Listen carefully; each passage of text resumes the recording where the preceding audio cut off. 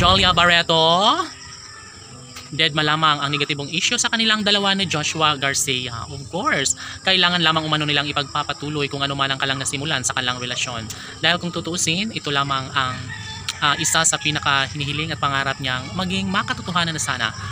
Sana'y hindi sila magpapatalo sa mga negatibo dahil naniniwala ang kanilang milyon-milyon na mga tagahanga na darating din umano sa puntong magiging makatotohanan din ang relasyong tunay ni Joshua Garcia at Jolia Barreto. No? Siyempre naniniwala ang kanilang mga fans na makakayanan din nila ang lahat ng mga pagsubok sa kanilang nakaraan, lalo na pareho na umano sila ngayong mayroong ibang makarelasyon. Ngunit ganoon pa man, naniniwala ang mga fans ni Joshua at Jolia na magkaroon din ng tamang panahon para dito dahil sabi nga nila na si Jolia Barreto lamang ang bukod tanging tunay na minamahal, no, sa gwapong aktor na si Joshua Garcia. Sa ngayon, ang kailang bagong movie na pinagtatambalan ay talagang namang dinudumog at umaabot na ng ilang milyon. No, unang araw, pangalawang araw pa lang ay talagang namang tumabo na ito. Siyempre, suportado ito ng mga Pilipino saan mang sulok ng mundo. Yes, of course, lahat ay umaarangkada pagdating sa usaping movie o teleserye na pinagsasamahan at pagtatambalan ni Joshua Garcia at Jolia Barreto ay talagang namang wala nang makakapigil pa. Talagang blockbuster kung tutuusin. No, sadyang masaya lamang ang mga fans ni Jolia at Joshua dahil ito ang isa sa pinakamahalaga sa lahat. Yun ang magkaroon sila ng magandang intensyon, no, sa madlang people.